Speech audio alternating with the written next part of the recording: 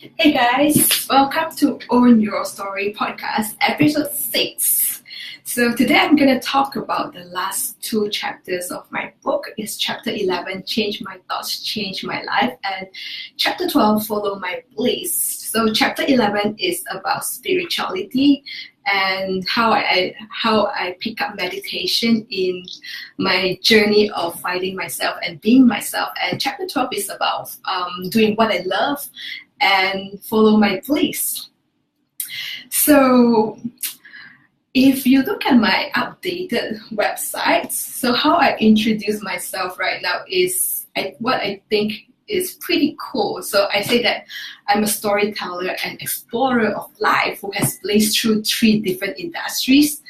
In 5 years after college, started 2 businesses and authored a book in the process.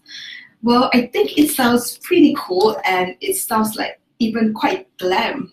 But the truth is, like, in the past 5 years after college until today, from corporate to coffee industry to becoming a writer, the journey was so messy. Like, it wasn't glamorous at all, and I wasn't proud of myself like along the journey. So instead of feeling pride and feeling a sense of purpose, most of the time I was doubtful of what I was doing.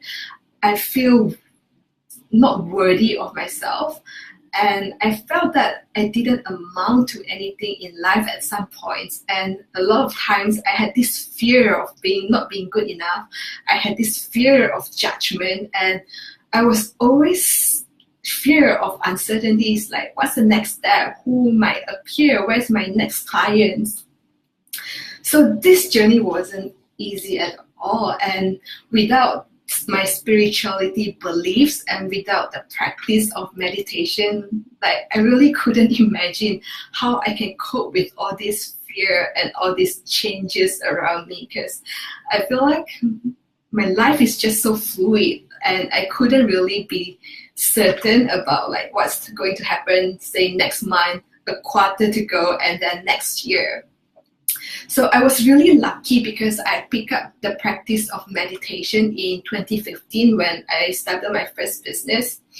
And what meditation do is that no matter what is happening, no matter how much stress I have in life, and no matter how much is going on, like how many things are like pressuring me, when I focus in my breath, it always brings me to the present moment when everything around me, when I look around, when I feel the things that is around me, everything is just perfect in this moment. And in this moment, I didn't need anything else. And in this moment, I am loved. Because really, when we think about our stress in life, our problems, they are all projections, our own projections about future events which haven't happened yet. And it's our own imagination, it's the story that we tell ourselves, the picture that we paint in our mind. And nothing is real except our present moment, what we have right now. When we look around, like I'm in this cubicle is real and everything is perfectly still, and I am complete and I am loved and I can feel joy in this moment. So that's why meditation is a very, very important practice in my life. And I actually meditate every morning to stay grounded, and then also like to prime myself for everything that is going to come throughout the day. And yeah, I'm really, really grateful for that. And besides meditation, another important lesson that I learned in my spiritual path is actually something that a guru told me in silence meditation camp. So I attended a silence meditation camp in Penang, I think 2 years ago. And at that point, I was struggling very, very hard in the business that I started. I was losing passion. I didn't know why I was doing it. I was just so lost. And I suffered like something close to depression, I think, because there were days that I woke up and I didn't know why I woke up for. And I would just cry a lot when I fell into that messy trap. So the guru said, whenever you feel lost, wait, let me go back to it. So the guru said, whenever you feel lost and you don't know what to do in life, always remember that this world is so big and it has many problems out there. So when you feel lost, just get out and help people, and you wouldn't feel lost anymore. And it is very true, because every time when we feel lost, when we feel like we didn't know what to do in life, it was because we focused so much in ourselves. We are focusing in our what we want and where we want to be, and we are not there yet. So we are like so anxious about it. But when we think about other people, when we think about the people that we can serve, the people that we can help, it always gives us a bigger sense of purpose when we can do something beyond our own self and be in service of someone to make someone's life better, and that gives meaning to our life. And that is always how we discover purpose in our life. And it's all about creating values for people and building meaningful relationship in the process. So yeah, that's what chapter 11 is about. And chapter 12 is also the last chapter of the book. I talk about follow my bliss. And true enough, like when I first started my career 5 years ago, I never thought that I would be a writer after 5 years. So from corporate to coffee industry to being a writer, all this industry seems very unrelated. And somehow I reinvent myself again and again.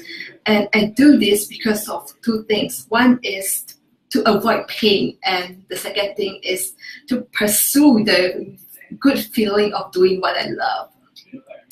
And I felt that we just have to trust in life to follow our heart, because when we do what we love, yes, it makes me feel good. But the thing is, when we do what we love, like, it doesn't mean that life will be good, because the thing is, when we pursue our true nature, our true self, our true passion, the thing is, there will be a lot of naysayer outside, there will be a lot of obstacle outside, a lot of challenges.